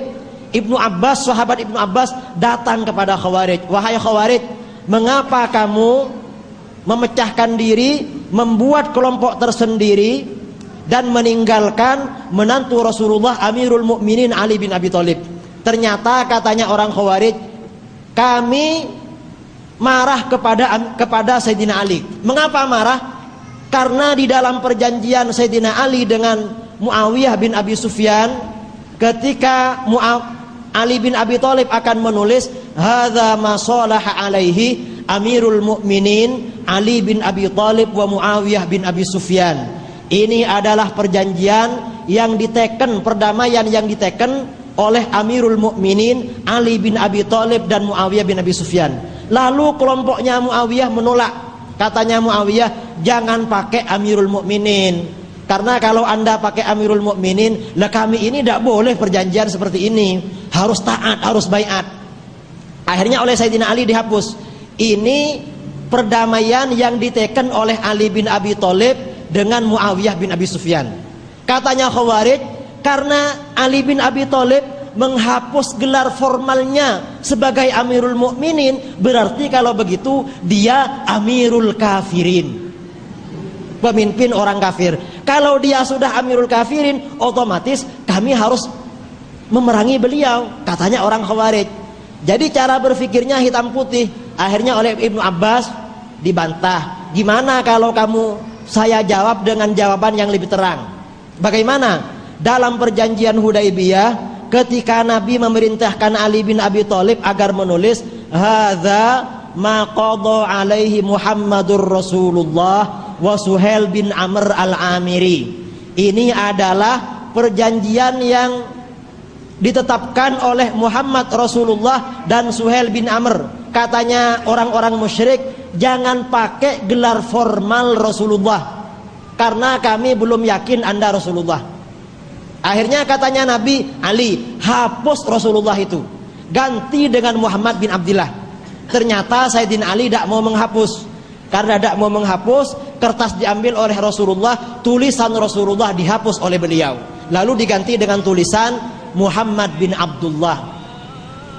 Katanya Ibnu Abbas, kalau Rasulullah saja boleh menghapus gelar formalnya dari Muhammad Rasulullah menjadi Muhammad bin Abdullah, mengapa Ali bin Abi Thalib tidak boleh menghapus gelar formalnya Amirul Mukminin menjadi Ali bin Abi Thalib? Kalau Rasulullah dan Sayyidina Ali menghapus gelar formalnya, mengapa umat Islam Indonesia tidak boleh menghapus negara Islam menjadi negara Pancasila? Mulia mana Rasulullah, Sayyidina Ali dengan Indonesia? Jelas mulia Rasulullah dan Sayyidina Ali. Ini dasar Nahdlatul Ulama menerima Pancasila, ada dasarnya dari hadis Rasulullah. Yang tidak setuju dengan ini, itu biasanya mindset berpikirnya sama dengan orang-orang Khawarij. Wahabi itu mirip dengan Khawarij. Ini barangkali ya, mungkin ini terakhir dari penyampaian saya. Kurang lebihnya saya minta maaf, mungkin suara saya agak keras, karena kalau tidak keras pelan. Kalau tidak keras begitu pelan, suara saya ini kecil, sehingga ini habis. Kadang saya itu pulang ke rumah kehabisan suara karena terlalu banyak pindah-pindah tempat. Kalau sudah musim imtihan itu, akhirnya dikira sakit sama istri saya itu. Terima kasih, saya mohon maaf yang sebesar-besarnya kepada semuanya saudara saya, sama-sama yang mengucapkan la ilaha illallah Muhammadur Rasulullah, juga sholat 5 waktu, semuanya saudara seiman, saudara seislam. Saya mulai tadi ini hanya ingin menyampaikan ajaran Al-Quran dan ajaran Rasulullah seperti yang difahami oleh para sahabat dan ulama salaf yang soleh, bukan ajaran dari saya. Karenanya saya setiap berbicara ada slide-nya, ada tampilannya dari kitab para ulama. Kurang lebihnya dari saya mohon maaf. Assalamualaikum warahmatullahi wabarakatuh. Waalaikumsalam warahmatullahi wabarakatuh. Subhanallah, kita bersyukur menjadi warga negara Indonesia, warga negara Indonesia yang sah. Artinya kita pun mengakui bahwa presidennya sah. Kalau presidennya sah, maka menteri agamanya sah. Kalau menteri agamanya sah, maka kepala KUA-nya sah. Dan nikahnya sah. Alhamdulillah kita menjadi anak yang sah. Naudzubillah min dalik, buat kelompok saudara-saudara kita yang tidak mengakui bahwa negara kita ini tidak sah, maka presidennya tidak sah, menteri agamanya tidak sah, kepala KUA-nya tidak sah, akad nikahnya tidak sah. Naudzubillah min dalik, kalau anaknya juga anak tidak sah, bayarannya juga tidak sah. Alhamdulillah, subhanallah, saya yakin masih banyak sekali pertanyaan-pertanyaan dari Bapak Ibu jamaah rahimakumullah, tetapi tanpa mengurangi rasa hormat panitia kami terutama selaku moderator. Kalau ada pertanyaan-pertanyaan yang belum tersalurkan, silahkan dikirimkan melalui email beliau. Ini email beliau. Kalau memang di email beliau belum ada tanggapan, nanti bisa minta nomor HP beliau, tapi melalui rekomendasi sekretaris PCNU. Baik, kemudian kesimpulan dari pertemuan kita pada pagi sampai saat ini, yang pertama saya ingin sampaikan, mari kita bentengi keluarga kita dari virus-virus Wahabi, dari segala hal, dari segala penjuru, terutama mohon maaf Bapak Ibu jamaah yang memiliki anak seusia SMA. Kejadian beberapa kali jamaah yang melaporkan kepada saya, anak-anak SMA seusia SMA itu yang dikader untuk menjadi militansi mereka. Awasi dengan siapa mereka bergaul, jangan sampai tercaplok oleh paham virus Wahabi ini. Yang terakhir, kesimpulan kita saat ini bukan hanya jangan katakan no pada narkoba, tapi say no to Wahabi. Katakan no juga pada paham Wahabi. Demikian dari saya selaku moderator pada kesempatan acara bedah buku dari pagi sampai detik ini. Jika ada benarnya apa yang kita telaah, apa kita pelajari pada kesempatan saat ini semata-mata dari Allah Subhanahu wa taala, salah dan hilapnya semata-mata kedaifan kami selaku insan biasa. Yai Mukhlasin memberikan ijazah kepada saya kalau menutup acara itu, waffaqanallahu wa iyyakum ila thoriqihil qawim wa asasil mustaqim wallahul muwaffiq ila aqwamit thoriq. Assalamualaikum warahmatullahi wabarakatuh. Selanjutnya saya serahkan pada panitia. Alhamdulillahirabbil alamin, wassalatu wassalamu ala asyrafil anbiya wal mursalin. Allahumma lakal hamdu syukra wa lakal mannu fadla.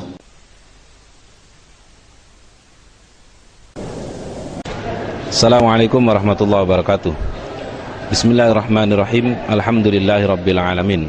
Wassalatu wassalamu ala asyrafil anbiya wal mursalin sayyidina maulana Muhammadin wa ala alihi wa ashabihi ajmain, amma ba'd. Kaum muslimin wal muslimat rahimakumullah. Alhamdulillah pada kesempatan saat ini kita bisa kembali mengadakan kegiatan dialog terbuka dengan tema Kiai NU atau Wahabi yang sesat tanpa sadar.